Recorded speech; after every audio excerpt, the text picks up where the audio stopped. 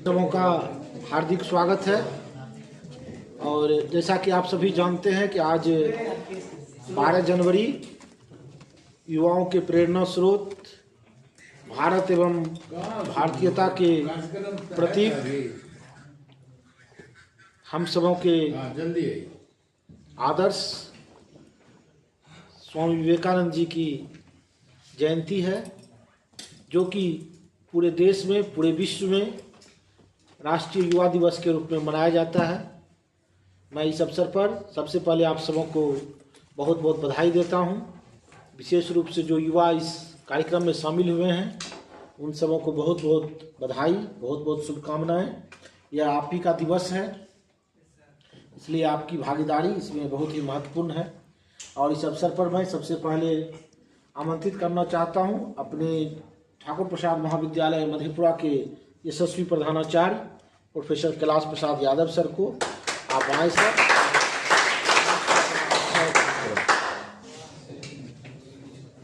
मैं आमंत्रित करना चाहता हूं आज के हमारे इस कार्यक्रम के मुख्य अतिथि, जो हमारे प्राचीन भारतीय इतिहास एवं संस्कृति विभाग के सम्मानित पूर्व विभागाध्यक्ष हैं, आदरणीय प्रोफेसर ललन प्रसाद अत्री सर से। क्या आप मंच में अपना स्थान ग्रहण करेंगे। मैं आमंत्रित करना चाहता हूं आज के इस कार्यक्रम के मुख्य वक्ता, हमारे महाविद्यालय में अंग्रेजी विभाग के सम्मानित विभागाध्यक्ष आदरणीय मिथिलेश और मंच पर अपना स्थान ग्रहण करें। हमारे लिए सौभाग्य की बात है आज हमारे बीच नेहरू युवा केंद्र से हम, जो कि हमारे यहाँ युवा समन्वयक के रूप में कार्यरत थी और अभी उनका डिप्टी डायरेक्टर के रूप में प्रोन्नति भी हुई है, और उनके सहयोग से हमारे महाविद्यालय में कई कार्यक्रमों का आयोजन हुआ है। मैडम हुस्न जहां जी, मैं आपसे भी अनुरोध करूंगा कृपया मंच पर प्रस्थान करें। और आज के इस कार्यक्रम में उपस्थित आप सभी युवाओं का, और विशेष रूप से मनीष जी, अंशु जी, जो कि हमारे यहाँ पत्रकार भी हैं और हमारे सभी कार्यक्रमों में आप लोगों का सहयोग रहता है, आप सबों के प्रति हम आभार व्यक्त करते हैं। और कार्यक्रम को विधिवत शुरू करते हुए मैं सबसे पहले अनुरोध करूंगा आदरणीय प्रधानाचार्य महोदय और सभी अतिथियों से कि आप स्वामी विवेकानंद जी के चित्र पर पुष्पांजलि अर्पित कर आज के इस कार्यक्रम का शुभारंभ करें। आदरणीय प्रधानाचार्य महोदय एवं सभी अतिथिगण।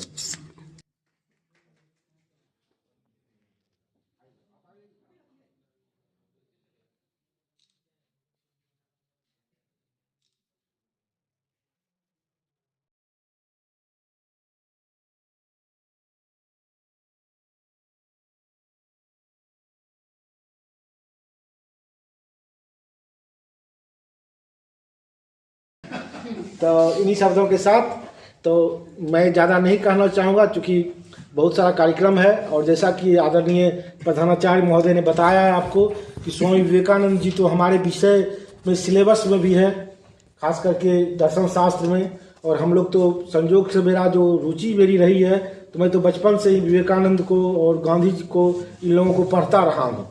तो अगर बोलूँगा तो बेवजह आप लोगों का बहुत सारा समय बर्बाद होगा, तो मैं कोशिश करूंगा कि मैं कम से कम बोलूं।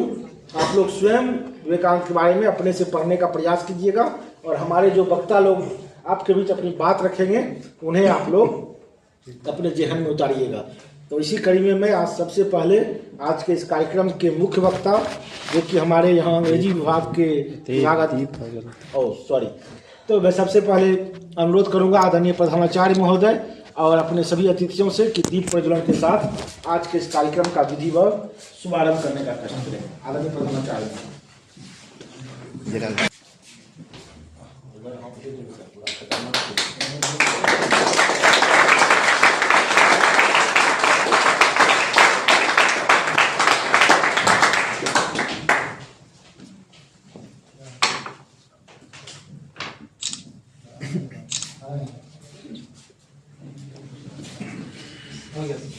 आप सबों का बहुत बहुत धन्यवाद।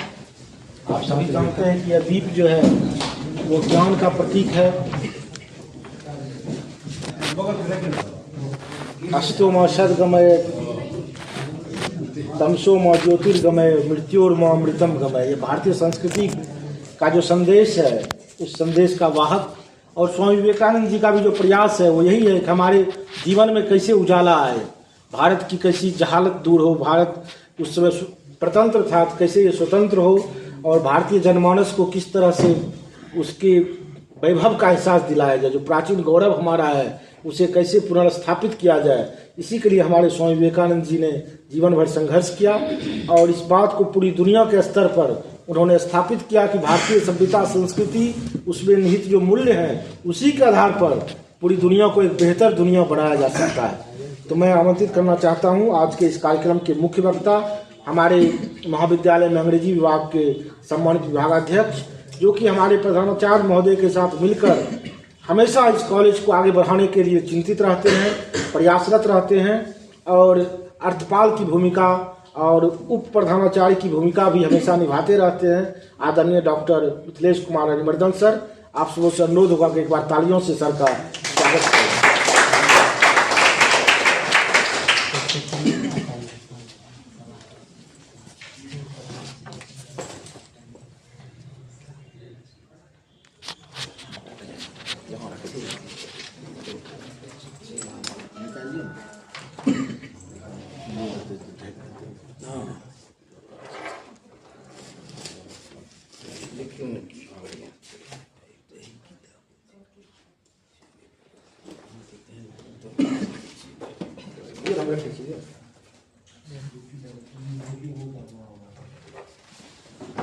बहुत बहुत धन्यवाद हमारे सफल और कुशल मंच संचालक डॉक्टर सुधांशु शेखर जी,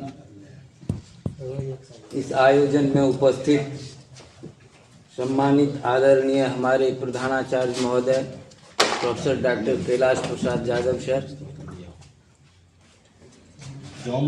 इस आयोजन में उपस्थित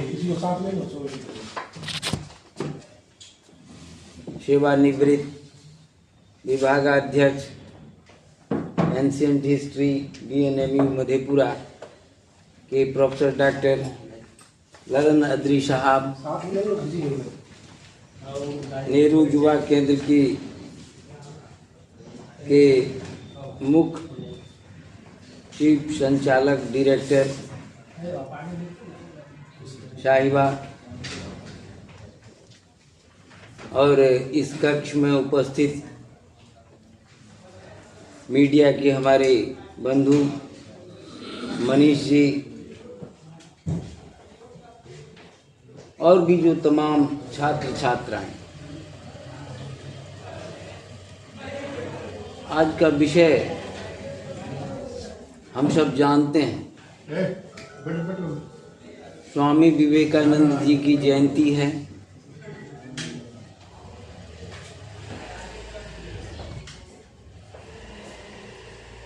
और स्वामी विवेकानंद जी की जयंती और विकसित भारत,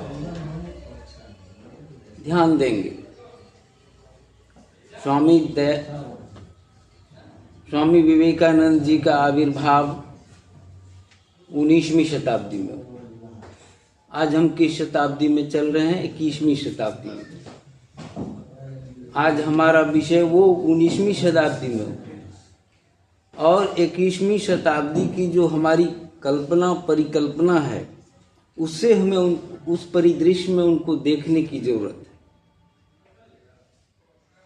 विचार करने का विषय यह होता है कि इस तरह से हम आगे बढ़ते चले जा रहे हैं, फिर पीछे झांकने की क्या जरूरत होती है। जरूरत इस तरह से होती है, उनकी दृष्टि जितना भी हम आगे चलते चले जा रहे हैं उन्होंने वहां तक देखने का प्रयास किया है। बल्कि मैं तो समझता हूं विकसित भारत की जो कल्पना है 2047 की, जो हम 2047 तक विकसित भारत के रूप में वैश्विक पटल पर उभर कर सामने आने का हमारी कल्पना है।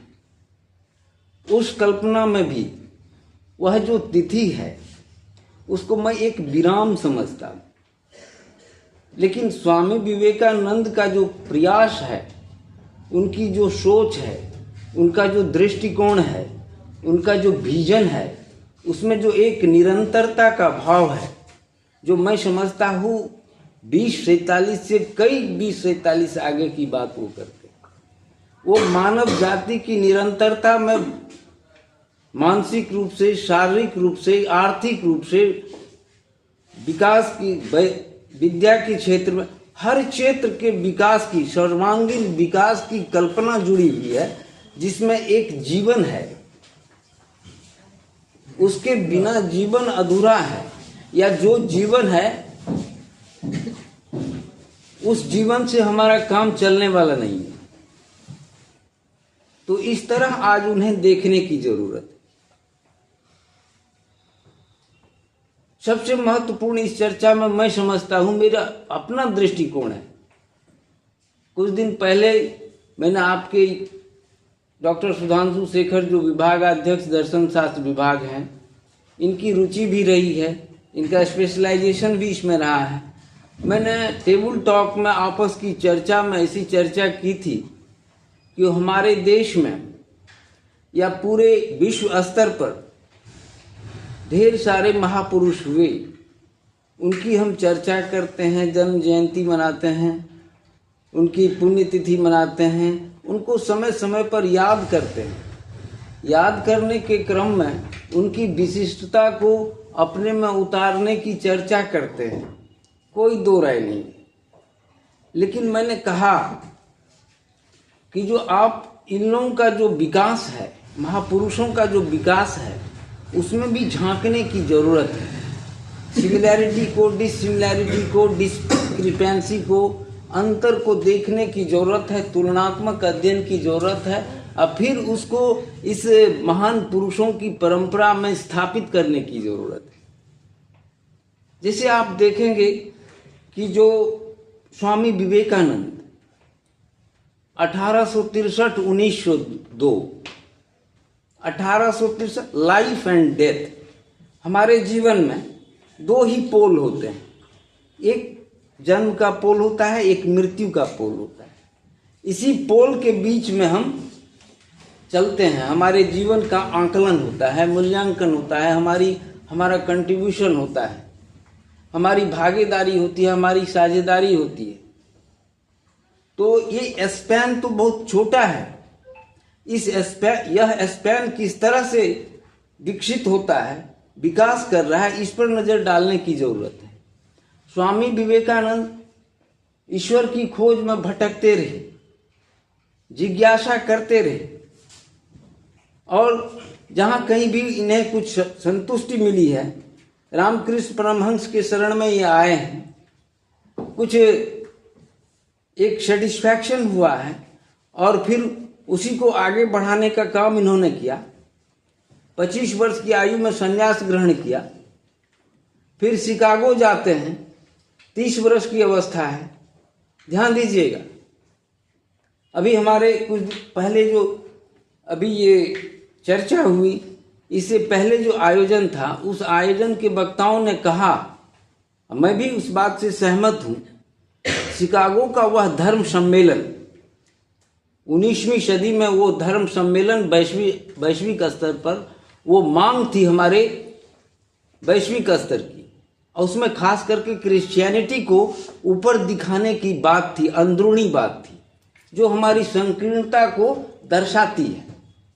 लेकिन संजोग से, प्रयास से, जिस तरह भी ये वहां पहुंच सके, बड़ी मशक्कत के बाद इनको वहां समय मिला 2 मिनट 1 मिनट कुछ कहने का, और उस कहने में जो इनकी प्रस्तुति होती है, वही सबसे बड़ी सम्मोहक प्रस्तुति है, आकर्षित कर लेता है। अभी पूर्व के वक्ताओं ने कुछ देर पहले इसकी चर्चा की, गहराई से इसकी चर्चा की। उन लोगों ने कहा जो स्वामी विवेकानंद की जो आर्टिकुलेशन होता है, उनका जो नरेटिव होता है, उनकी जो शुरुआत होती है, वो होती है शुरुआत sisters and brothers, my dear sisters and brothers. आप छात्रों ध्यान दोगे, आप छात्रों ध्यान दोगे, यूरोपियन कंट्रीज में, पाश्चात्य सभ्यता में किसी मीटिंग को, किसी आयोजन को प्रायः लेडीज एंड जेंटलमैन करके संबोधित किया जाता था, लेकिन वहाँ एक अलग ढंग से जो प्रस्तुति है इनकी, उसको हम देखें, लेडीज एंड जेंटलमैन आप अलग हो, मैं अलग। लेकिन इन्होंने क्या कहा, माय सिस्टर्स एंड ब्रदर्स, अपने में जोड़ लिया। उनका ये मानना था, ये संपूर्ण जो है, हम एक ही हैं, कोई अलग नहीं है। एक विराट का ये लघु रूप है, हम आप सारे के सारे एक विराट के अंश हैं, उसकी सबको तलाश है, सब में वो विद्यमान है। तो इनकी जो तलाश शुरू होती है, संन्यास होते हैं, शिकागो जाते हैं, और शिकागो का वह धर्म सम्मेलन वैश्विक स्तर पर इतनी पहचान प्राप्त कर पाता है, जिसका क्रेडिट स्वामी विवेकानंद को जाता है, जिसकी चर्चा हो चुकी है। मैं भी इस बात से सहमत हूँ, इसमें कोई दो राय नहीं है। आज तक वो 1893 का वो विश्व धर्म सम्मेलन, आज उसकी गूंज, उसकी आहट आज भी सुनाई देती है जब कभी इस तरह का आयोजन होता है। तो उसमें जो एक दूरी की बात वो करते थे, लेडीज एंड जेंटलमैन, उसको उन्होंने समाप्त किया, my dear sisters and brothers, बहनों और भाइयों। तो अब देखिए, इनका जीवन शुरू होता है ईश्वर की खोज से, संन्यास ग्रहण करते हैं, वहाँ प्रतिनिधित्व इनका होता है 1893 में। और फिर इनका जो वेदांत का दृष्टिकोण है, इनका जो वेदांत दर्शन का अध्ययन है, और इनका जो संन्यास ग्रहण करना है, फिर वह जाके मर्ज करता है किसमें, तो सोशल एक्टिविस्ट में, दीन दुखियों की सेवा में, असहाय की सेवा में, पीड़ितों की सेवा में, गुरुजनों की सेवा में, महाजनों की सेवा में। तो गौर करिए, जैसे हम इसको इस तरह से अच्छी तरह से समझ सकते हैं, जब हम देखेंगे गांधी को, तो गांधी एमर्ज किए एज ए सोशल एक्टिविस्ट। हमारे सुधांशु शेखर जी इस बात को अच्छी तरह से समझ सकते हैं, बेहतर समझ सकते हैं। गांधी सोशल एक्टिविस्ट के रूप में he was a journalist, and better to say he was a missionary journalist. उनका एक मिशन था उनके जर्नलिज्म में। वह मिशन क्या था कि जो वह उनका आर्टिकुलेशन, उनका नरेशन जो था, वो जर्नलिज्म के माध्यम से वो देश की आज़ादी में अधिक से अधिक लोगों को किस तरह जोड़ा जाए, अपना विजन और अपने विजन को उस तक उनको किस तरह परसुएड किया जाए, उसके लिए उनका प्रयास है। तो वो एक्टिविस्ट, सोशल एक्टिविस्ट हैं, और इसके बाद धीरे धीरे वो मर्ज कर जाते हैं किसमें, ईश्वर की खोज में। और ईश्वर की खोज में आप इसको इस तरह समझ सकते हैं कि जब उनकी प्रार्थनामय हो जाता है उनका जीवन, सवेरे शाम प्रार्थना करते हैं, प्रार्थना के समय ही उनको गोली लगती है, ये याद करिए। और गोली लगने के बाद 1948 में 31 जनवरी को जो उनको गोली लगती है, तो वहाँ क्या उनके मुंह से निकलता है, हे राम। तो मेरा कहना यह है, इसको समझने की जरूरत है। उनकी यात्रा सोशल एक्टिविस्ट से शुरू होती है, वो मर्ज कर जाती है किसमें, तो रिलीजन में। और स्वामी विवेकानंद की यात्रा जो है वह रिलीजन से शुरू होती है, और वह जाके मर्ज कर जाती है सोशल एक्टिविस्ट में, पीड़ितों की सेवा में। कहने का मतलब, हम किसी रास्ते से जाएं, रास्ता वक्र हो सकता है, लेकिन ईश्वर खोज, आत्मदर्शन जो है वह जाकर के उसी तरह मिल जाता है एक जगह, जिस तरह पानी की विभिन्न धारा, नदियों की विभिन्न धाराएं जाकर के समुद्र में मिल जाती हैं। तो एक विराट में मिलने का जो प्रयास है वह अपने ढंग का है, एक अलग ढंग का है। सबके महापुरुषों के सबके एक ही रास्ते, एक ही मिशन होते हैं, एक ही मंजिल होती है। तो इसको समझ लेने की अभी अभी हमारे सुधांशु शेखर जी ने बहुत अच्छी बात, चलते चलते, वह विषय नहीं था लेकिन प्रसंग बस इनके मुंह से जो निकला है उसको मैं दोहराना चाहता हूं, आपके बीच उसकी चर्चा करना चाहता हूं। इनके वक्तव्य के समय कुछ इन्होंने जो असहजता महसूस की आप लोगों की तरफ से, आपस में आप बात कर रहे थे तो उनकी चर्चा इन्होंने की। देखिए अभी युवा जो है, ये कार्यक्रम भी उन्हीं से जुड़ा हुआ है, युवा की स्थिति से जुड़ा हुआ, युवा ही हमारे भविष्य हैं।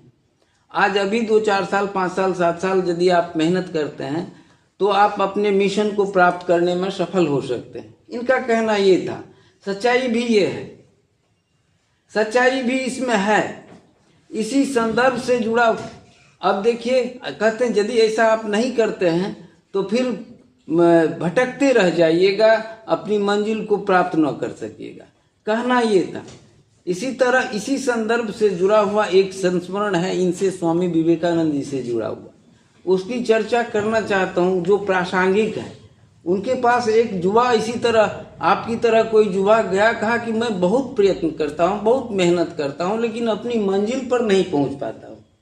बताइए कोई रास्ता बताइए, कोई उपाय बताइए, कोई कारण बताइए, काहे इस तरह से मेरे साथ ये घटना घटित हो रही है कि मैं इतना दिन रात मेहनत करता हूँ और अपनी मंजिल पर नहीं पहुँच पा रहा।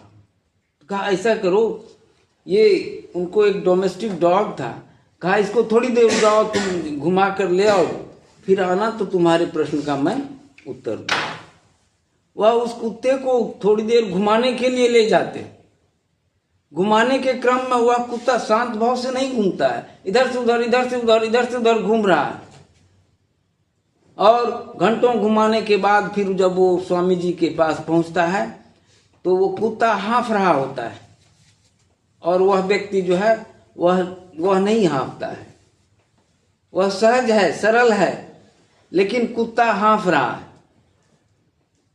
कहा कि जो बताओ ये कुत्ता क्यों हाँफ रहा और तुम नहीं हाँफ रहे हो? तो कहा कि मैं क्या बताऊं, आप ही सरकार बताइए, आप ही कुछ बताइए, मैं इस अंतर को नहीं समझ रहा हूं। कल का यही अंतर है, तुम्हारे प्रश्न का जवाब भी यही है। तुम जीवन भर इसी तरह से भटक रहे हो। मंजिल तय करो और प्योरेस्ट और earnest desire will be fulfilled. यदि तुम्हारी मंजिल तय होती है और तीव्र अभिलाषा होती है, तीव्रता होती है उसको पाने की, तो निश्चित तुम पाओगे, लेकिन ऐसा तो है नहीं। तो तुम्हारे प्रश्न का यही उत्तर है। तो आप अभी नौजवानों के लिए जो हमारे सुधांशु शेखर का संदेश था उसको सुन लेना, समझ लेना और जहन में उतारने की आवश्यकता है आज इस चर्चा के माध्यम से। स्वामी विवेकानंद जी के बारे में आज सवेरे सवेरे जो मैं अखबार से गुजर रहा था, देख रहा था सर, एक बड़ी ही अच्छी बात उभर कर सामने आई है जिसकी चर्चा इसमें हुई है। यदि बहुत ज़्यादा आप लोगों को, आप मंच संचालक और हमारे जो अध्यक्ष हैं उनकी राय से मैं चाहता हूं कि इसको आप सबों के बीच थोड़ी इसकी चर्चा करूं, इसको पढ़ जाऊं। आज्ञा है सर? आज्ञा है। ठीक है। ये है सिस्टर क्रिस्टीन, शिक्षिका एवं धर्मगुरु। देखिए संपूर्ण स्वामी विवेकानंद को यदि देखना हो तो एक कमिटमेंट में आप उनको देख सकते हैं। कमिटमेंट हमारे जागृति से होता है और राइज अबे and stop not till you achieve your goal. उनको समझने के लिए यही काफी है। इसमें संपूर्ण विवेकानंद है।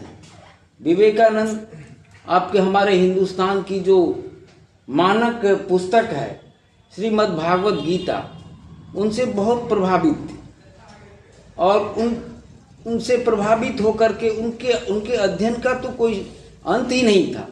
वो तो मानते थे मनुष्य मन, मनुष्य मस्तिष्क ये अछोर पुस्तकालय है, इसकी गहराई मापी नहीं जा सकती है।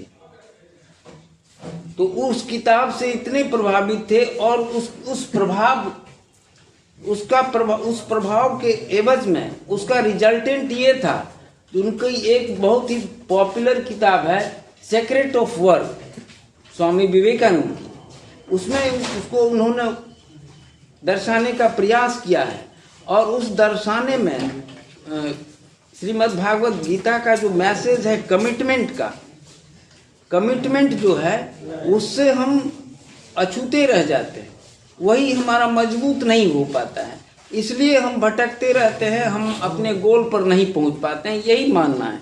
इसमें सिस्टर क्रिस्टीन के बारे में जो चर्चा है, आप देखिए बंगाल में अपनी जन्मभूमि से 13,000 किलोमीटर अमेरिका के ड्रेसडेन शहर में एक भवन के बड़े कमरे में स्वामी विवेकानंद विराजमान थे। ध्यान दीजिए, शिकागो की व्याख्यात धर्म सभा में वह भारतीयता का ध्वज लहरा चुके थे। भारत के अद्भुत युवा सन्यासी जिनकी उम्र 31वें वर्ष में प्रवेश कर गई थी, शिकागो धर्म सम्मेलन में प्रवेश कर चुकी थी, 31वें वर्ष में थे, भगवा चोले में शांत भाव से प्रवचन कर रहे थे या समझा रहे थे कि अब देखिए जो महत्वपूर्ण बात है उसको मैंने रेखांकित किया है आप लोगों के लिए। उनका मानना था, वहां प्रवचन कर रहे थे और समझा रहे थे कि दिल और दिमाग के बीच अक्सर जंग छिड़ जाती है। दिल कहता है ऐसा करो, दिमाग कहता है वैसा करो। ध्यान रहे, जब भी ऐसा मौका आए और किसी फैसले पर पहुंचने में मुश्किल आए, ध्यान दीजिएगा, इसको बड़े महापुरुषों ने जीवन में हमेशा उद्धृत किया है।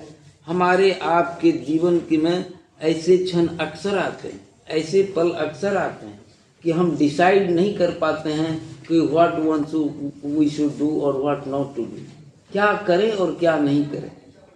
ध्यान दीजिएगा, क्या करें और क्या नहीं करें, उसी स्थिति पर इनकी चर्चा है। जब भी ऐसा मौका आए और किसी फैसले पर पहुंचने में मुश्किल आए तो दिल की सुनना, ध्यान देना, दिल की सुनना। सुनने वालों में शामिल एक युवती खुशी से झूम उठी, यही सिस्टर क्रिस्टीन, वह भी उस सुनने वाली में थी, प्रवचन के में वह भी भाग ले रही थी। वह झूम उठी क्योंकि जिस परिस्थिति का व्याख्यान स्वामी जी कर रहे थे वैसी स्थिति अक्सर पैदा होती थी। वह इस व्यावहारिक ज्ञान के बहाव में बहने लगी थी। स्वामी जी के ज्ञान की लड़ी टूटती न थी। अब वह समझा रहे थे कि खुद को कमजोर समझना पाप है। ध्यान दीजिएगा, खुद को कमजोर समझना पाप है। यहाँ भी युवती को लगा था कि यह बिल्कुल मन की बात है। वह खुद को बहुत कमजोर समझती है। पिता का जब सिर से साया उठा तब उसके कंधों पर ही पूरे परिवार की जिम्मेदारी आ गई। वह बच्चों को पढ़ाकर किसी तरह से घर चलाने लगी। वो सिस्टर क्रिस्टीन जो है, उस पिता का साया उठ गया। उसका परिवार उसके पीछे, उसकी 4 बहनें थी, 5 बहनें थी, उन लोगों की देख रेख का जिम्मा उसके ऊपर आ गया था। युवती को उसी क्षण लगा कि स्वामी जी के पास उसकी सभी समस्याओं का समाधान है। उसे कहीं भटकने की जरूरत नहीं है। उसे पिता से भी बढ़कर एक महापिता मिल गए हैं। ध्यान दीजिएगा, कितना मधुर बोलते हैं। उनकी आवाज में एक आकर्षण था,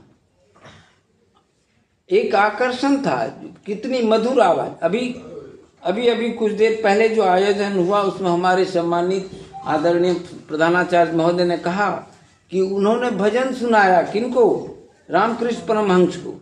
बल्कि इसकी चर्चा इस तरह से, जिसकी चर्चा इस पुस्तक में की गई है, उनको एक रामकृष्ण परमहंस जी का आयोजन था किसी के यहाँ, एक पुरुष के यहाँ, जिनके सम्मान में इनको नरेंद्र नाथ जी को बुलाया गया भजन सुनाने के। वहीं पर इनकी सुरीली आवाज सुनकर वो भी प्रभावित हो गए।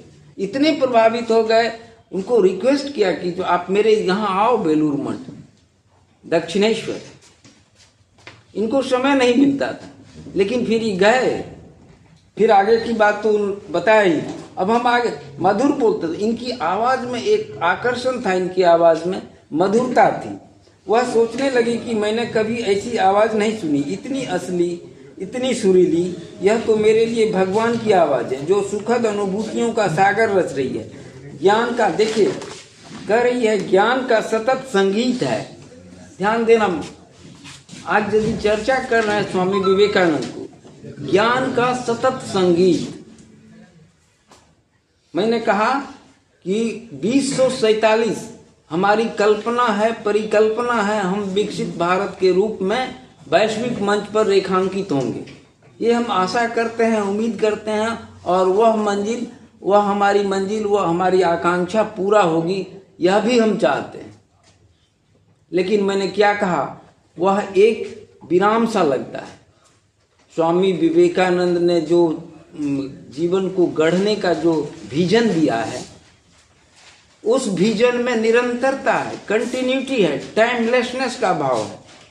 वह 47 में ही नहीं, कितने ही आगे मानव जाति के लिए एक निरंतर धारा की बात उन्होंने की है। कहाँ से आ गए हैं ऐसे स्वामी जी? स्वामी जी के अपने देश के नाम का कितना सुंदर उच्चारण कर रहे हैं, इंडिया। यह कितना अविश्वसनीय पर शाश्वत है। 5 अक्षरों के छोटे से शब्दों में कितना कुछ डाल दिया गया है। जोश, जुनून, जज्बा, स्वाभिमान, आकांक्षा, आराधना, पीरा, शालीनता और ढेर सारा प्यार। India, my India. सर पहली ही भेंट में स्वामी जी ने मन से ऐसे जुड़ा कि वह प्रवचन सुनने रोज पहुंचने लगी। ध्यान दीजिएगा, और भी संदेश है इसमें, थोड़ा सा आप देखिए। I myself is a good listener. मैं चाहता हूं कि मैं लिसनर ही रहूं। मैं इन लोगों को सुनने में बहुत मेरी इच्छा होती रहती है, सुनता ही रहूं। जब देखिए कहीं जाना है, कहीं पहुंचना है, किसी महत्वपूर्ण उपलब्धि जो आप छोड़कर जाएंगे, आप लिसनर तो बने, बी ए गुड लिसनर। तब और आगे की बात, बी डिसिप्लिन। ये बहुत बड़ी बात होती है, हमारी उपलब्धि में एक बल मिलता है इससे। तो कह रही है कि जो सुनने रोज आने लगी, वह कोशिश करती है कि स्वामी जी का एक भी शब्द अनसुना न रह जाए।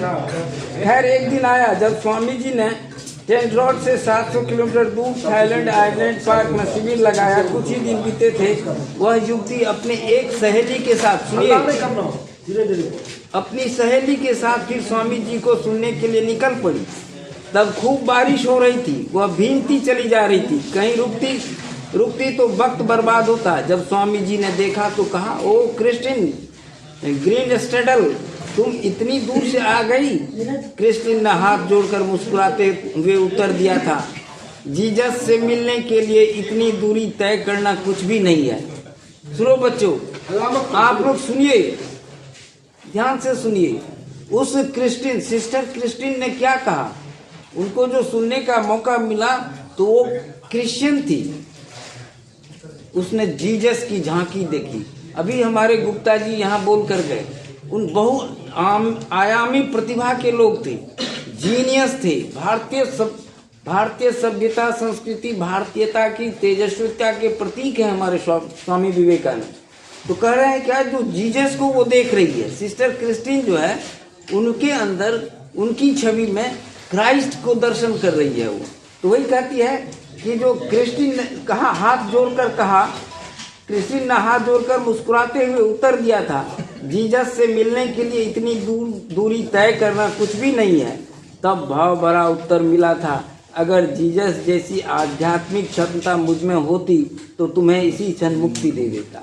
उन्होंने भी कहा, जीसस जैसी मुझ में यदि क्षमता होती तो तुम्हें मुक्त कर देता। तो इस तरह से ढेर सारी बातें हैं। आपकी सहजता को, असहजता को देखते हुए मैं अब इसको कंक्लूड करने जा रहा हूं। सर, उन्होंने कहा था, गुरुदेव के आदेश से क्रिस्टिन ने 1886-1930 से यहीं भारत में रहकर सिस्टर निवेदिता के बारे में भी आप लोगों ने सुना होगा, जो इनसे प्रभावित थी। उन्होंने ही शायद प्रपोजल दिया था कि आप मुझसे शादी कर लो। उन्होंने कहा था स्वामी विवेकानंद, आप इसको भी समझिए, उनका यह संस्मरण कितना महत्वपूर्ण है।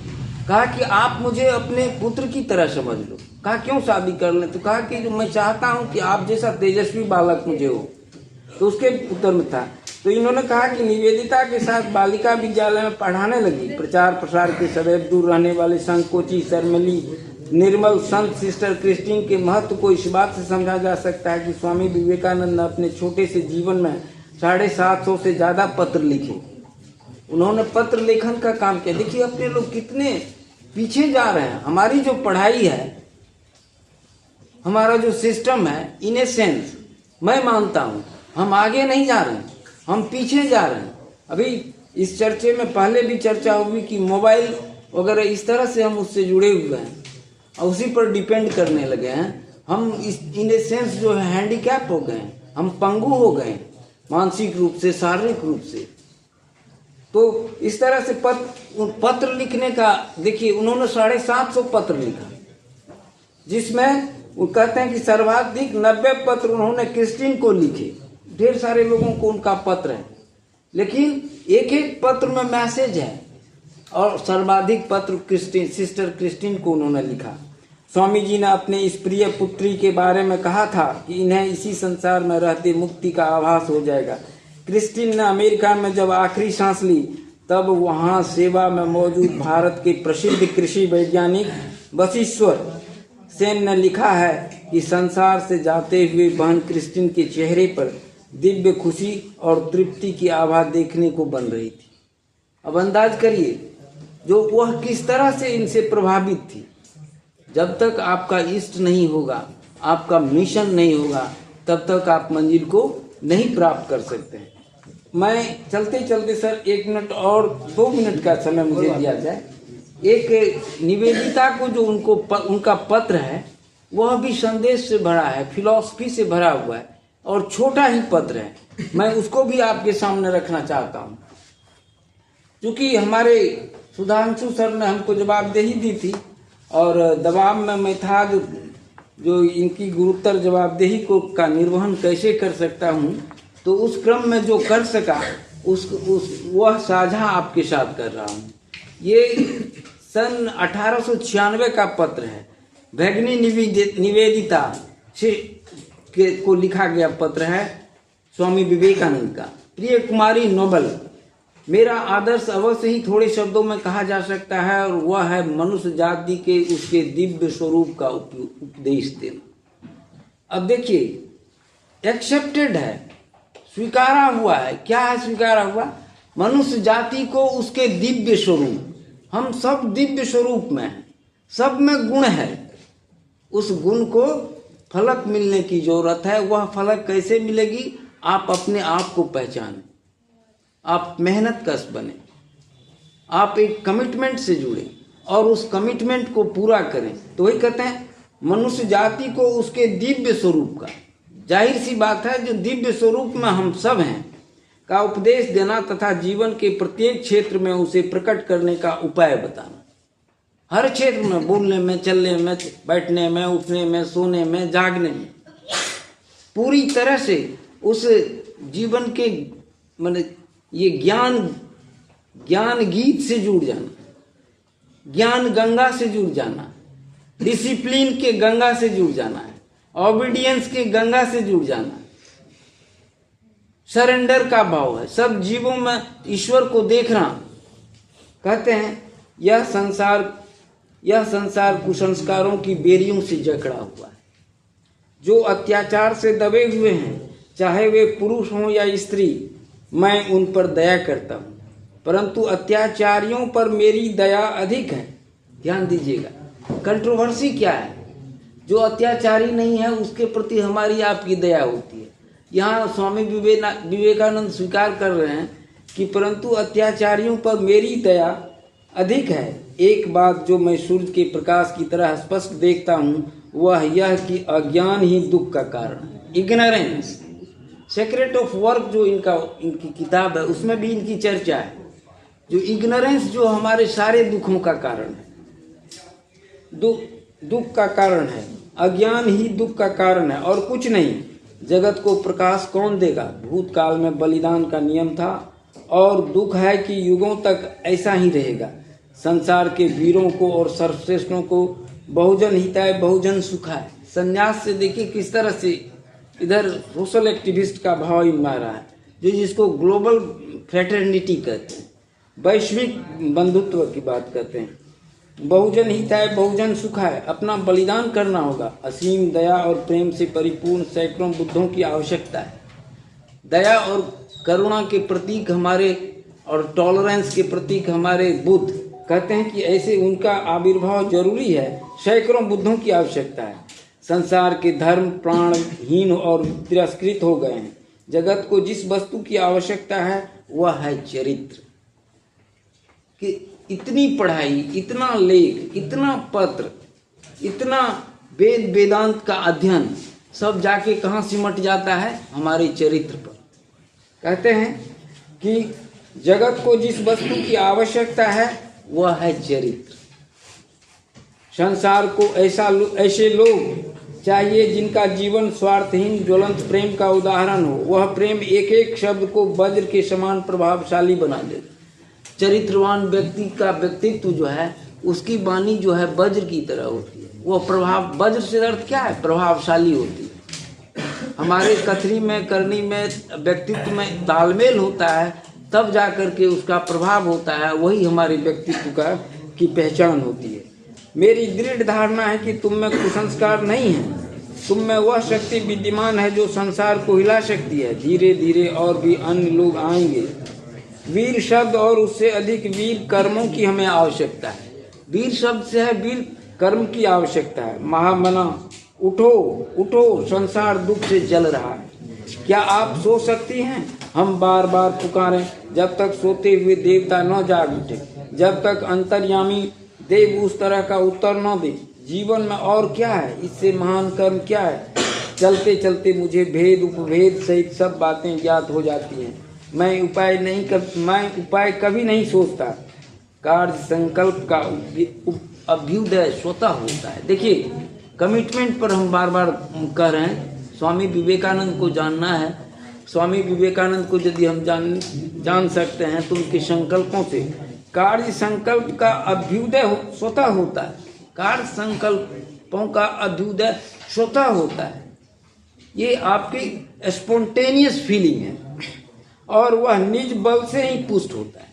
आप उसको कितनी मजबूती से जकड़ते हैं, पकड़ते हैं, उसको जीवन में उतारते हैं, उसी से वह पुष्ट होता है। मान लीजिए हम संकल्प करते हैं पान नहीं खाएंगे, फिर आज भर नहीं खाए, कल खाने नहीं, तो निज बल की पुष्टि उस संकल्प को मिलती है। जब हमारा कमिटमेंट मजबूत होगा तो फिर उसमें कंटिन्यूटी होगी। यही कहना है।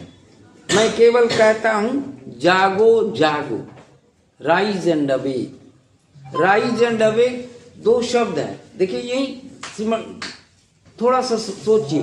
राइज का अर्थ भी उठना है, जागना है, अवेक का भी, लेकिन नहीं, राइज से उठना है और अवेक से है जागना। जैसे अभी हम लोग सोए हुए नहीं हैं, उठे हुए हैं, लेकिन जागृत अवस्था में नहीं है। क्योंकि मान लीजिए थोड़ी देर के लिए हम उनकी चर्चा करते हैं, उनके व्यक्तित्व की वैशिष्ट की चर्चा करते हैं, उसमें अपने आप को उतारने का भी सोचते हैं, लेकिन इसके यहाँ ये सभा समाप्त होगी और फिर हम वही करेंगे जो हमने कल किया था। नहीं, हमें बदलने की सूरत, अपनी सूरत बदलने की जरूरत है, समाज की सूरत बदलने की जरूरत है, देश की सूरत बदलने की जरूरत है, वैश्विक स्तर पर अपने को स्थापित करने की जरूरत। इन्हीं चंद शब्दों के साथ बहुत बहुत धन्यवाद।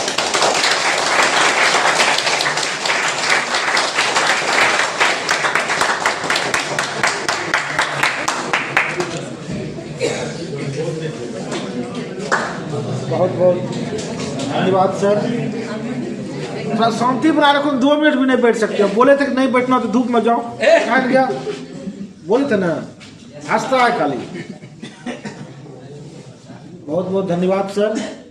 इतने सुचिंतित एवं काफ़ी व्यवस्थित व्याख्यान के लिए हम आपके आभारी हैं। और थोड़ा सीखो, 65 वर्ष होने जा रहा है। पेपर पढ़े हो कोई आदमी अभी तक में? कोई नहीं पढ़ा होता है। 90% तो जरूर नहीं पढ़ के आया होगा। 65 वर्ष उम्र हो रहा है। हाँ, तो एक आदमी 90% हो ही गया सर ना। तो देखो, 65 वर्ष उम्र हो रहा है। एक दिन पहले बोले कि आपको भाषण देना है तो तैयारी करके आए। अब तुम लोग को बोले कार्यक्रम में कोई तैयारी किया, तो सीखो नहीं सब चीज। 1 घंटा नहीं बैठ सकते, सब सीखने की बात है। 65 कोई जवान नहीं है, युवा। 65 वर्ष का बूढ़ा गाँव में झुलझुल बूढ़ा पकड़। बहुत ही आज का जो आपका ये व्याख्यान था, ये निश्चित रूप से एक बड़े राष्ट्रीय सेमिनार का एक शोध पत्र की तरह था। और व्यक्तिगत रूप से तो मैं जरूर इसको, आप अगर 5 घंटे तक लगातार बोलते तो भी मैं इसे अपलक इसको सुनता निश्चित रूप से। लेकिन चूंकि कार्यक्रम की एक व्यवस्था है और अव्यवस्था भी है, क्योंकि कई कार्यक्रम हैं, इसलिए मैं क्षमा प्रार्थी भी हूँ, आपको बीच में व्यवधान हुआ। लेकिन निश्चित रूप से बहुत ही सुचिंतित व्याख्यान था और आप लोग तो अच्छे से नहीं सुने हैं, लेकिन हम अनुरोध करेंगे अगर समय मिलेगा 2-4-10 दिन बाद भी तो YouTube पर भी वो कार्यक्रम जाएगा, जरूर एक बार सुनिएगा कि कितने अच्छे तरीके से सर ने उसकी अपनी बात को रखा है। और आज जैसा कि आप सभी जानते हैं, हमारे देश के यशस्वी प्रधानमंत्री जी श्री नरेंद्र मोदी जी आज 2 बजे जो है युवाओं को संबोधित करेंगे। वो हमारा कार्यक्रम आज यहाँ पर लाइव भी प्रसारित होगा, इसलिए उसके पहले हम लोग इस कार्यक्रम को संपन्न करेंगे। और आज का जो हमारा विषय है विकसित भारत एवं स्वामी विवेकानंद, यह सपना भी हमारे यशस्वी प्रधानमंत्री जी का ही है। बहुत सारे हमारे प्रधानमंत्री हुए, बहुत सारे लोग हुए, मैं सबों के योगदान को स्वीकार करता हूँ, लेकिन एक व्यक्ति ने कम से कम सोचा तो आज से 25 वर्ष की योजना बनाई, तो ये इसका क्रेडिट निश्चित रूप से हमारे यशस्वी प्रधानमंत्री श्री नरेंद्र मोदी जी को जाता है। चाहे उसकी जितनी भी कमियां खामियां आप लोग निकाल सकते हैं, उसके लिए कोई दिक्कत नहीं है। उनकी योजनाओं में कमी हो सकती है, उसको आप लोग आगे बढ़ा सकते हैं, लेकिन उन्होंने सोचा है और सच्चे मन से सोचा है, इस पर कोई डाउट नहीं किया जा सकता है। और अगर सच्चे मन से कोई सोचता है तो निश्चित रूप से वह सफल भी होता है, जो सर भी अपने भाषण में भी वो व्यक्त कर रहे थे। और आप लोग युवा लोग हैं, वो सर की बात को, विवेकानंद की बात को और दर्शन को कम समझते हैं, फिल्म मीडिया इस सब का बात ज़्यादा समझते हैं। तो मैं तो फिल्म कम देखता हूँ, लेकिन एक फिल्म में वो डायलॉग है कोई है ना कि अगर किसी सही मन से चाहो तो पूरी कायनात उसको है ना, वो तो उसी को समझिए आप कि वो मान लीजिए किसी प्रेमी प्रेमिका के बारे में है, लेकिन अगर आप लक्ष्य भी निर्धारित कीजिएगा, हमको IAS बनना है या कुछ बनना है, वहाँ भी वो लागू होता है, उसी से लिया है, वो भी उसको अलग तरीके से प्रस्तुत किया है, लेकिन वही दर्शन है कि अगर आप सही मन से सच्चे मन से प्रयास करते हैं तो जरूर आपको सफलता मिलती है। तो मैं आप लोगों को धन्यवाद देता हूं कि आप लोग कार्यक्रम में हैं। और चाहूँगा 2 मिनट से पूरा संक्षेप में अपनी बात रखेंगे, क्योंकि हमारे प्रधानाचार्य महोदय अभी नहीं बोले हैं उस कार्यक्रम में। आप तो उस कार्यक्रम में आप भी लंबा चौड़ा इसी तरह का व्याख्यान दे चुके हैं सर, इसलिए आपको बहुत ही संक्षेप में हम अनुरोध करते हैं सर। प्रोफेसर ललन प्रसाद अदरी सर हैं, अभी आप लोग इनका परिचय जान चुके हैं। बहुत बहुत धन्यवाद।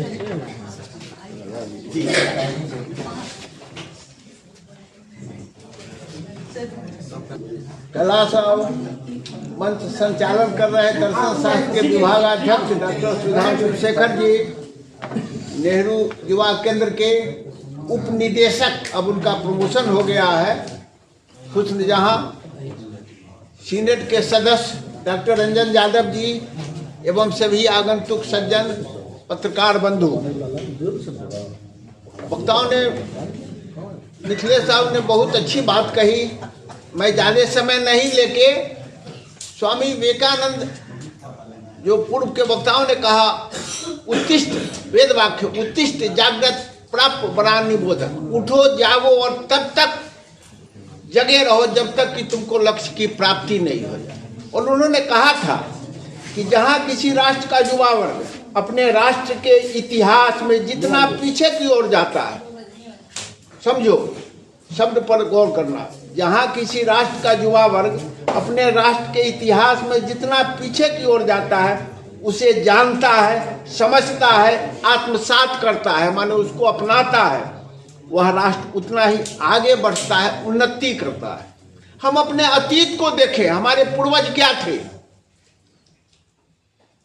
और स्वामी विवेकानंद ने वही कहा था। भारतीय सभ्यता संस्कृति में हम स्त्री को माता मानते हैं, लेकिन पश्चिमी सभ्यता में अपनी माता के अलावे सबको पत्नी के रूप में मानता है। संस्कृत का एक उदाहरण है, मातृवत परदारेषु परद्रव्येषु लोष्टवत आत्मवत सर्वभूतेषु यः पश्यति जो पंडिता। हमारे ऋषि मनुष्यों ने कहा था मातृवत परदारेषु, दूसरी की और तो दूसरी औरत को भी हम अपनी माता के समान समझे। मातृवत परदारेषु परद्रव्येषु लोष्ट, दूसरे के धन को हम पत्थर के समान समझे।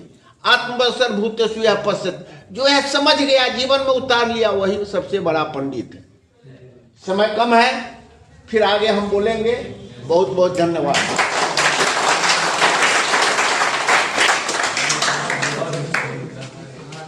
बहुत बहुत धन्यवाद सर, हम आपके आभारी हैं कि आप इस कार्यक्रम में आए।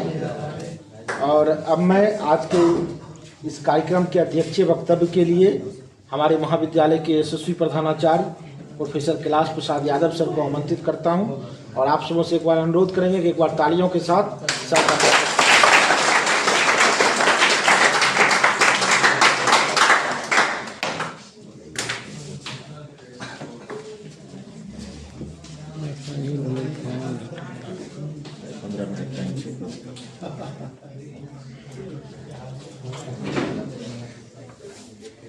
ठाकुर प्रसाद महाविद्यालय के स्मार्ट क्लास में आयोजित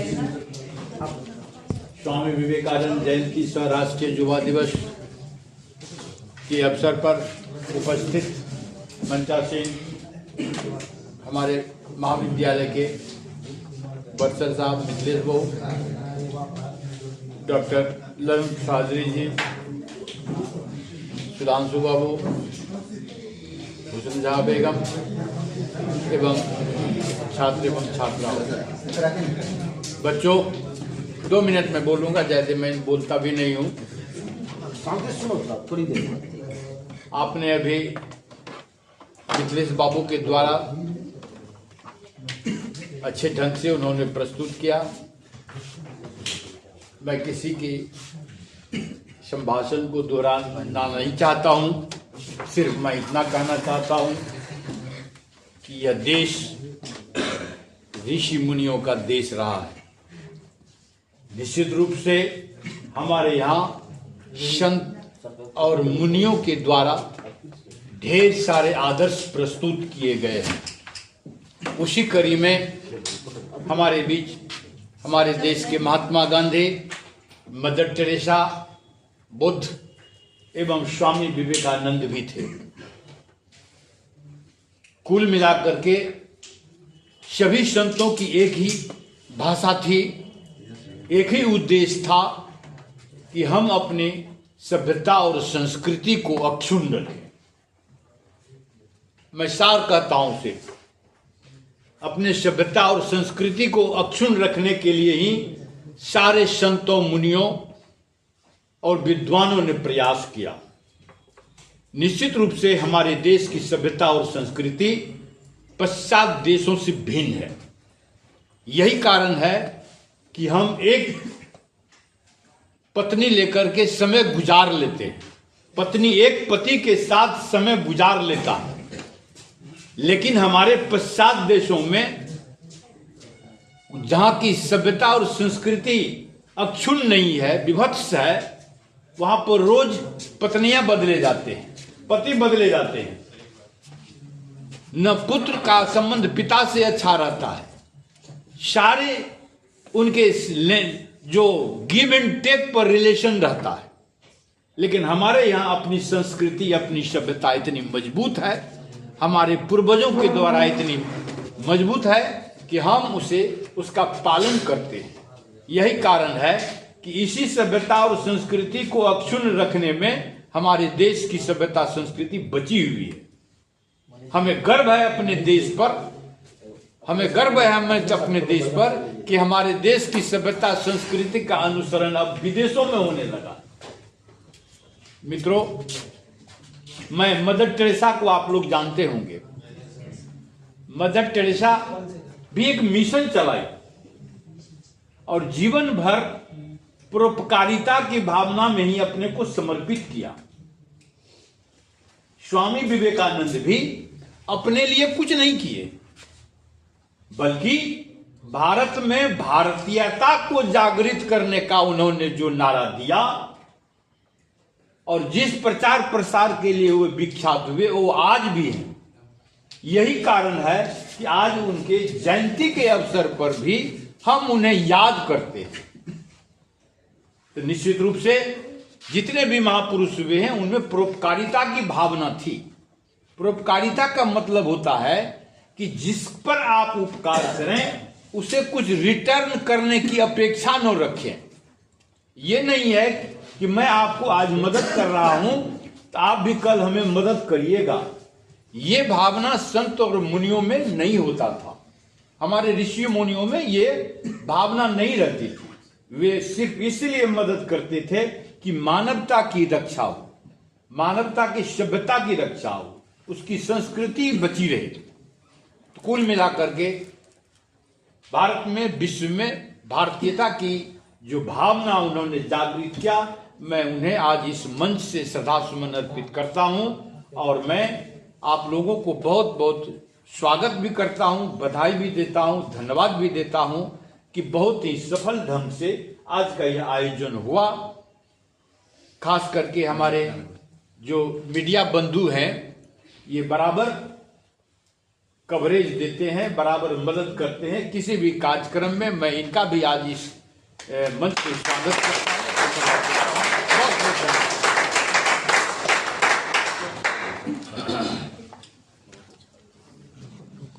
बहुत बहुत धन्यवाद सर। और आदरणीय प्रधानाचार्य महोदय जो कि आज के इस कार्यक्रम के सम्मानित अध्यक्ष भी हैं, मैं उनके प्रति आभार व्यक्त करता हूं। सभी अतिथियों के प्रति मैं आभार व्यक्त करता हूं, सबों को धन्यवाद देता हूं। और प्रधानाचार्य महोदय के आदेश से यह सत्र जो है, यह कार्यक्रम जो कि टीपी कॉलेज का था, उसके संपन्न होने की घोषणा की जाती है। अब आप लोगों के बीच नेहरू युवा केंद्र का हमारा कार्यक्रम जो है वो शुरू होगा। बहुत बहुत धन्यवाद।